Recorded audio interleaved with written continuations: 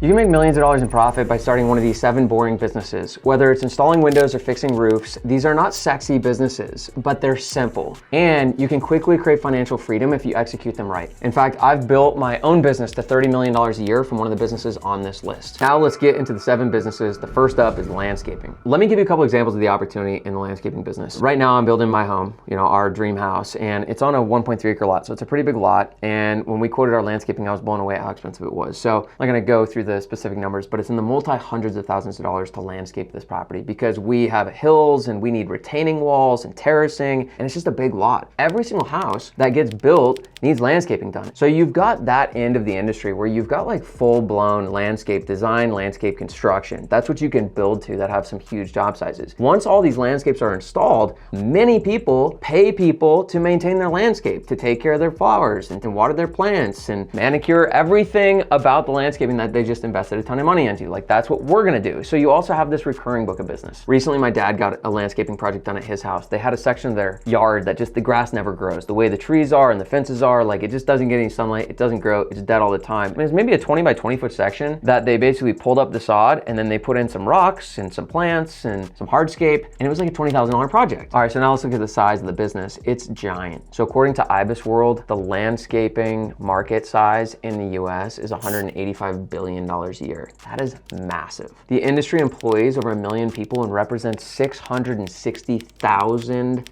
landscape service businesses, which just means there's a massive, massive opportunity. It also means there's almost no market leaders. It also means all you've got to do is come in and start to figure out how to get customers, how to deliver, and then start improving the business step by step by step. And you don't need to be better than the best ones. You just got to be better than a bunch of them, and it's not that hard to do. Business number 2 is window installation. There's a company I heard about recently called Performance Windows. They started in 2020 during the pandemic. By 2024, they're doing almost $90 million a year in revenue. The largest window company out there is Window World. They're a little bit over $1 billion a year, which isn't even 3% of the market. So again, another industry where there's almost no market leaders, there's tons of companies, there's unbelievable amounts of revenue, and there's tons and tons of players running their business like a business, and you don't even need to carve out much of this to build an amazing business and lifestyle. Next, this is probably the easiest of the 7 businesses to start. It's a painting business. So this is the industry that I'm in, and I think it's one of the best opportunities on the list because it's pretty unsexy. So there's a few things I want to run you through that make this a really great opportunity. So number 1, almost anybody can get into it. It's one of the easier businesses to get into because painting is pretty simple. It's really pretty low risk. We're just painting houses here. Like, the worst thing that happens is you basically put the wrong color on something, or you got paint on something you shouldn't have gotten on. There's ways to like literally get paint off anything, and if you did something wrong, you literally just repaint it. The third is it's just a huge market. Every single house, every single building needs to be painted inside and out over and over again. The next thing up is there's access to a ton of labor. You don't have to ever do the painting. I'm a terrible painter. I painted 3 projects in my first month that I started my business. They were little touch-up jobs that I didn't even need a ladder for, and I have not touched the paintbrush since then, and we've done around $100 million in business. So you don't actually need to be the painter because there's lots of really skilled, really qualified labor out there. Next up is it's really cheap to start. I started my painting business with $200 and I made $4,000 in profit in my first month. You can still start a painting business that cheap in most places. And even in the places that require a license or some more startup expenses, you can still start the business for like $2,000 or $3,000 and you can literally profit in the first month and you can be cash flow positive from day 1. Next up, there's almost no impact from economic recessions. And Harvard even did a study on this during the 2008 crisis. Some of the bigger ticket trades like remodeling and things like that took a pretty big hit during economic downturns, but painting doesn't. In fact, the companies I was a part of in 2008 and in 2020 both grew substantially during the downturns, during COVID. So it's pretty recession proof, economic proof, and AI proof. And finally, what makes this industry interesting is in painting, you just don't really see companies doing $10 million a year. And there's a lot of private equity coming into HVAC and electrical and plumbing and roofing. I just don't see a lot of that activity happening in painting. So I think we're a little bit behind the curve, which means there's just an opportunity to come in and like really dominate this industry before everybody starts pouring into it. So if you want to start a painting company, I've got a ton of resources for free on my website. I've got a full-blown coaching program, and we've got loads of videos on this channel about how to start, build, and run a painting business. Moving on to business number 4, it's siding and replacement. There's still a big business here. There's still lots of opportunity. The job sizes are really big. You can still use a subcontractor model, but it's probably the one I'm least excited about out of the 7. So when we say a siding and replacement business, what we're talking about is putting the siding on homes. So there's really 2 parts of this business. There's new construction and then there's replacement. New construction includes putting stucco on the side of a house, installing siding, vinyl, brick, brick, stone. The really nice thing about this business is the job sizes can be really substantial. And if you get in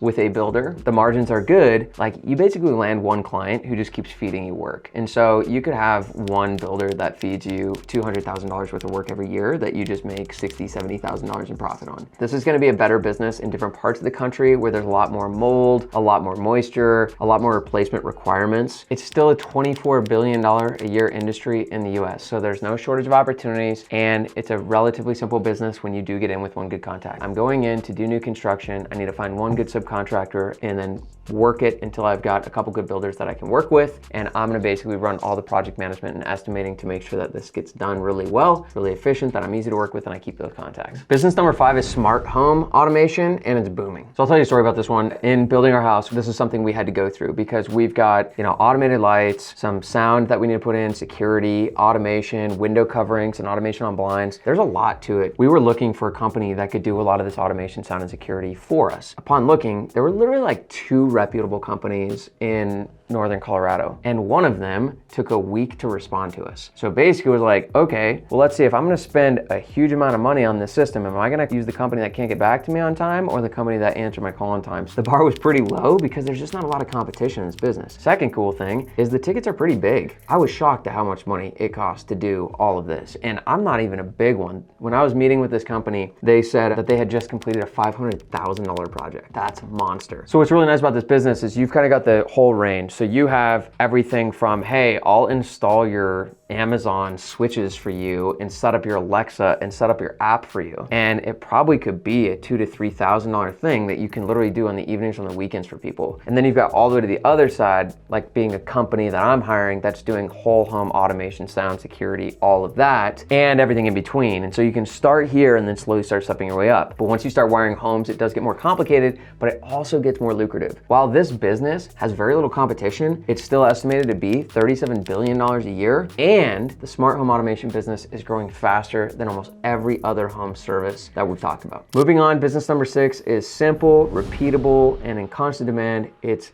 decks and fences. So I'll tell you the story about getting my own fence done. So I live in a pretty small house right now, and it's got this little side yard. There's not even any grass in it. And I have a dog. My dog needs to be able to go outside. So I needed to get a fence put in, really small fence. And I called 5 companies. 2 of them never responded, ever. 2 of them showed up late and spent no time with me and emailed me a quote like a couple days later. Then the 3rd guy that I met with in person, he spent like 15 or 20 minutes with me, answered a few questions, asked a few questions, and got me a quote like that day. And I'm like, well, this is like picking the best of the worst here. Anyways, he did the fence. It was $3,500. I did the math. I know the cost of materials. I know how much their labor was because I know how long they were there. And he made about $1,500 to $2,000 in profit on that small job in 2 days. There's tons of fences everywhere. And if you just go search on Google, you'll find out that there's like very little fence companies. So in my area, like the most reviewed, highest reviewed fence and deck company has 49 Google reviews. Like you could literally become the highest reviewed fence and deck company in your area in like a year if you just attacked the business and did like a job a week and got a review from every client. There's no shortage of opportunity here. It's still a giant business. There's way less competition. It's mostly overlooked because it's super unsexy. Finally, this is maybe the most lucrative business on the list, roofing. So this one's kind of tough for me because I'm in the painting business and we're staying focused and we're building like a monster company. But I do see the roofing business and it's always drawing my eye because there's such a huge opportunity there. I'm buddies with a guy named Ryan Groth. So Ryan is a super great dude. He runs a company called Sales Transformation Group. He's essentially a sales coach and he works mostly with people in the roofing industry. And he works with some big players. And a lot of his clients are $10 to $50 million a year businesses because he does a lot of focus on commercial roofing. What always blows me away seeing his content, seeing his podcasts, talking with him is, man, there are a lot of giant companies in the roofing business, and there's a lot of people who went from nothing to huge business in a very short period of time. There's a lot of private equity pouring into the roofing business because people see the money, they see the dollar signs, and they see the opportunity. The really nice thing about roofing is every house has a roof, all of them need to get replaced. What's also nice about roofing is the production is pretty straightforward. So oftentimes a $30,000 roof will literally get put on in a day. So it's heavy on sales and marketing, but then the delivery and the production is pretty straightforward. The challenge to a roofing business is often the economics and the cash flow, especially if you're doing insurance-based work because you're often waiting to get paid for a long time. According to IBIS World, the market size of the roofing business in the US is $75 billion per year. By a quick search, it looks like the largest roofing company company in the country is Tecta, and they do a little over $1 billion a year in roofing. I know there's probably other big companies as well, but the point is that just on a quick search, the largest company doesn't even have 2% market share. So again, huge opportunity to come in, and even if I build a $3 to $5 million business, like that's enough to give me the kind of financial freedom and time freedom that creates the platform for whatever else I want to do in my life. All right, so let's summarize this all up. I want to give you a few companies that you probably never heard of that are giant. You got Power Home Remodeling Group. This is roofing, siding, and windows. They do over $1 billion a year.